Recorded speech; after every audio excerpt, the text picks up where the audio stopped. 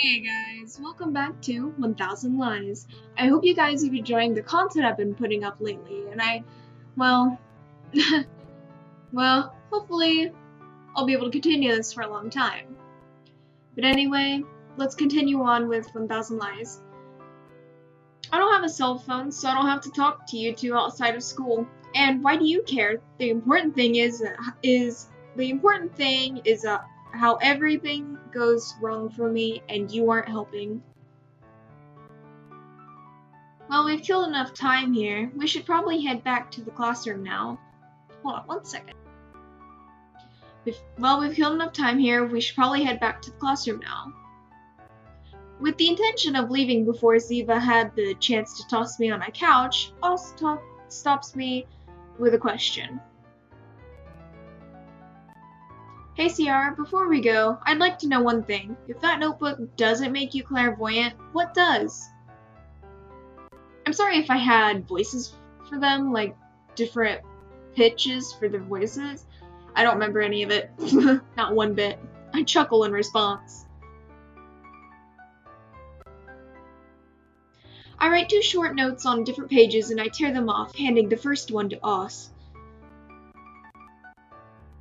I'll give you a hint. It isn't actually clairvoyance, but something similar. I pat him on the arm, bidding him farewell and leaving him behind as he reads the note out loud in a hushed voice. You don't have to flirt with Ziva while I'm looking away. What do you mean? This is more like advice than a premonition, and bad advice at that. Did you say my name? Did he write something about me?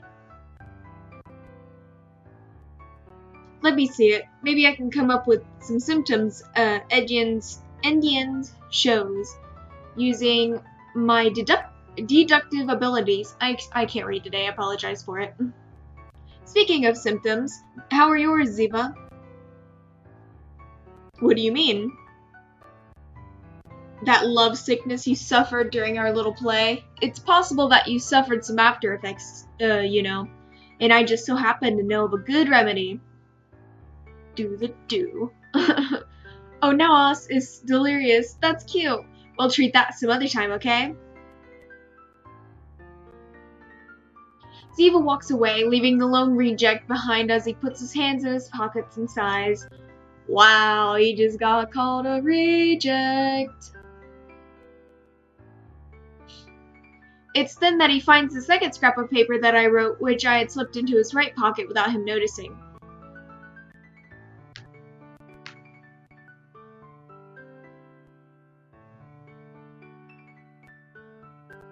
Game. Hold on one second.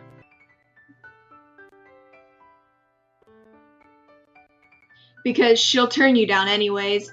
Oh shit! Impossible. It's unfair that you can predict these things, Sierra. You've won this time.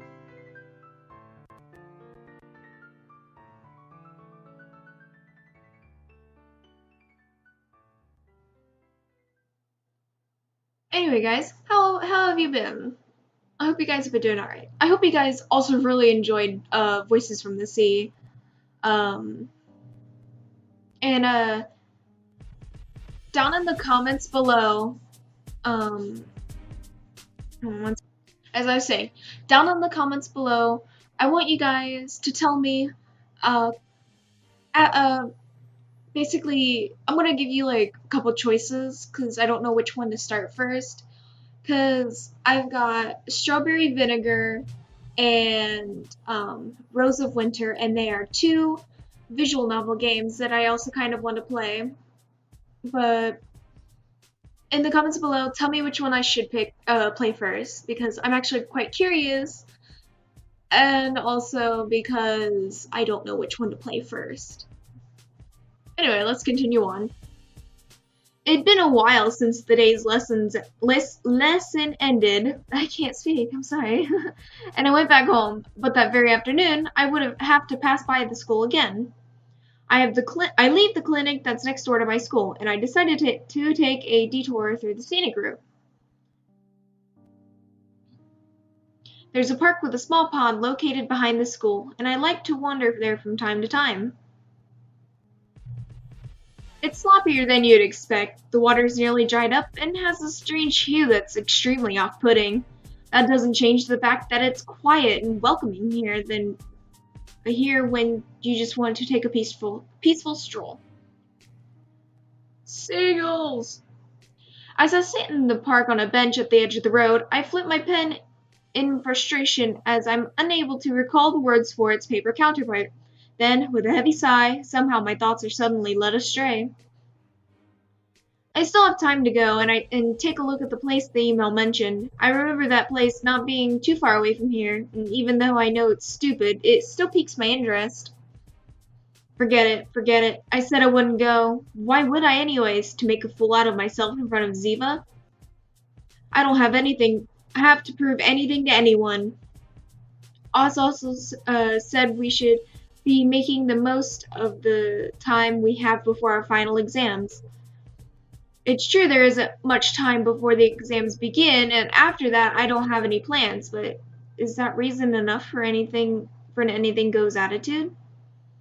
That isn't the right question. The most important thing is to think about what I truly want to do without forgetting to consider the risks. In the worst case scenario, what could it be? A kidnapping? Bah, I'm not important enough to be kidnapped this elaborately. And if it's just a prank, then who cares? I don't even like this town. I'll just leave once I've finished high school. I don't really care how the others see me either. I'm curious to know who sent me that stupid email. I should stop overthinking it. Exactly. I should go investigate it and find the truth myself. What now, Ziva? Take that. Take that, bitch. Thrilled with the results of my monologue, I jump up and flip off a random unsuspecting cloud. Poor Cloud. It's not like I actually care about the Cloud's feelings, but it's obvious that I was caught up in the moment and had temporarily abandoned my own principles. What nonsense am I even... That's it! I have had it! You're totally right. I have to change my attitude. To hell with everything. A huge hat flops out of nowhere, concealing a girl underneath it who then also decides to flip off an unsuspecting Cloud. Upon closer inspection, I see that the hat is normal size, but the girl underneath it is just puny.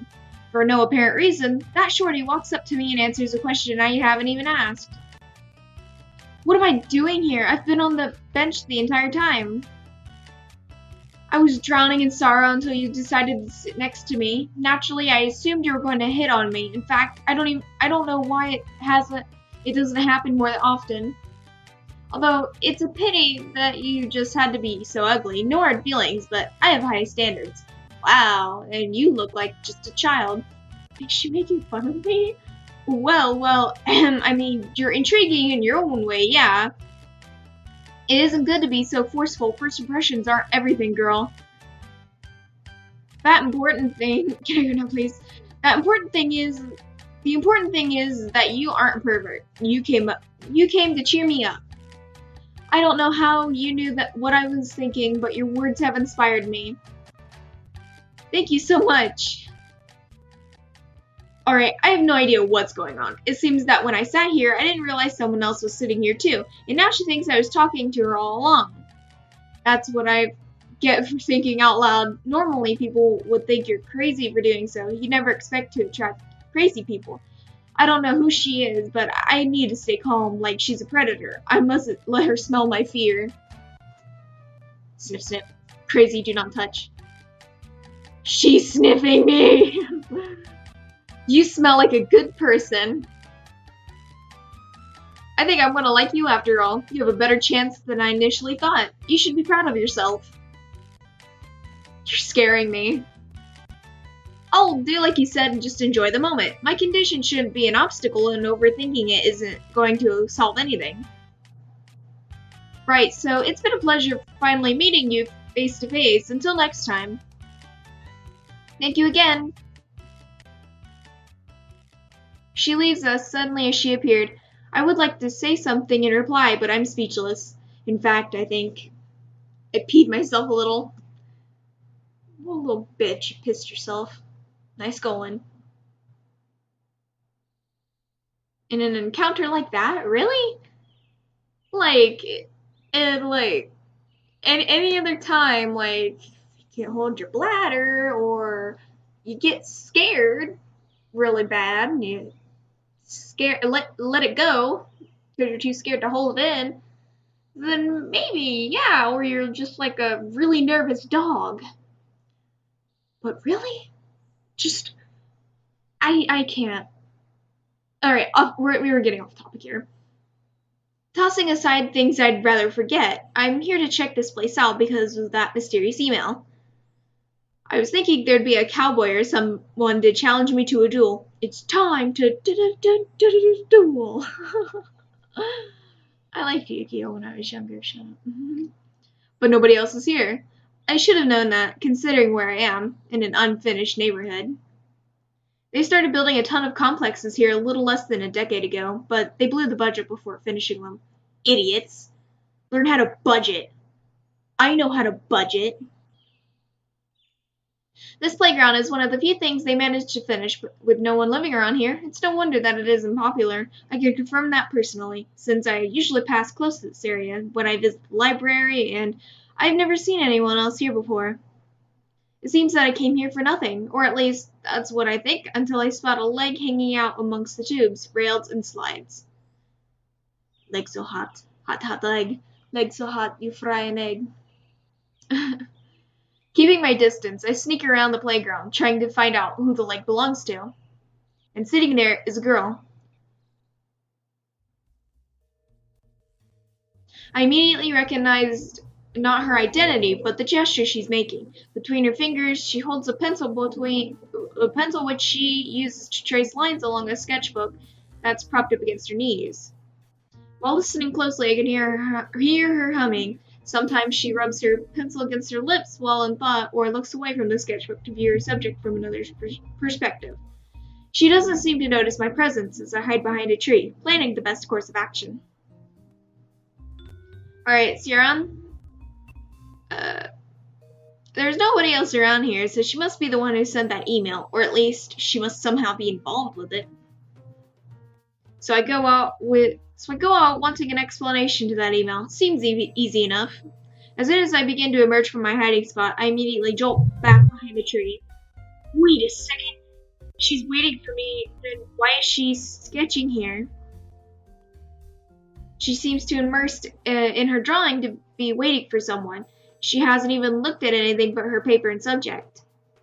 Actually, it must be difficult to see much from her vantage point. If she's waiting for me, it'd make more sense to wait from where she can see the entrance. You also could be like overanalyzing this shit, dude. Another possibility is that she wants to ambush me. That'd account for why she's hidden. Then maybe she got too caught up in her art and forgot about me. In that case, I should try to catch her off guard. Why am I overthinking this anyway? I have the upper hand here. Just need to move first. I should just be friendly and give her a good first impression. It'd still be a surprise attack, but not as aggressive. I stealthily step out of my hiding spot. With cat-like reflexes, I don't jump. I climb up the slide and grab one of the monkey bars near where I want to slide down next. I sneak behind the girl with the intention of surprising her before she can react to anything. Gotcha! Eh? She's gone? I fail my mission miserably and decide to survey the area just in case. When I finally notice her running out of the park, fleeing with all her art supplies in hand. Now what do? I scratch my head in confusion with no next plan of action until I gaze at the nearby garbage can. She probably hasn't yet realized that nobody comes here to empty the trash, seeing as it's filled with her scraps of paper from failed drawings. It's pretty full, so she probably comes here often. The scraps have all kinds of illustrations, clearly drawn by someone with natural talent, of animals and fantasy creatures one would expect from a movie. They aren't the work of an expert, but they have a quality that dazzles me, except for a small detail. What's written next to them? This one is a story that begins with an inter-country religion war that somehow ends with an intergalactic war with vampires. Another is about magicians summoning spirits in a post-apocalyptic city. Their enemy seems to be a gangster werewolf, also from space. This one stars a group of globe-trotting, demon-hunting mercenaries. The demons aren't from space this time, but hyperspace. This is giving me an aneurysm. The art's good, but the concepts, not so much. There are too many cliches. I'm starting to wonder if they're all actually parodies. Maybe she's mocking me, or maybe these are clues of some kind. While busy putting my detective skills to the test, I slip on something and lose my balance. Looking down, I find that the culprit is a common drawing pencil.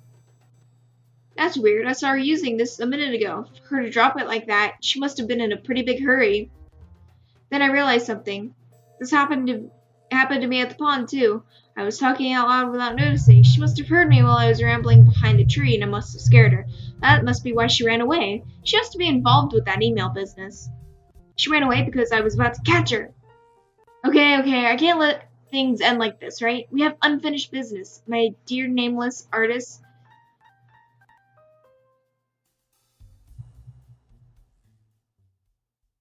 Whew.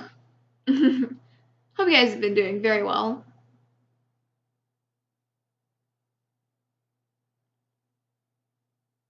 Well, I think I'm gonna end it a bit early for this episode.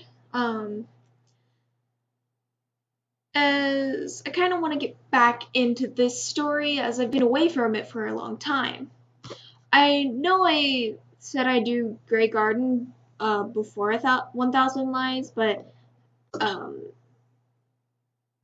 kind of already started the game up and just wanted to record it and get it out of the way, and then focus purely on the Grey Garden.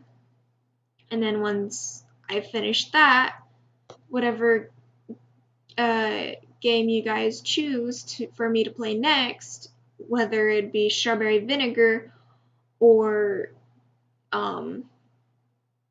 Rose of Winter. I understand that I'm all over the place as I'm trying to get myself back on track. It's been a while, and I had 2 weeks to record a boatload of stuff, but I didn't. One, was lazy, 2, busy, and 3, sleepy.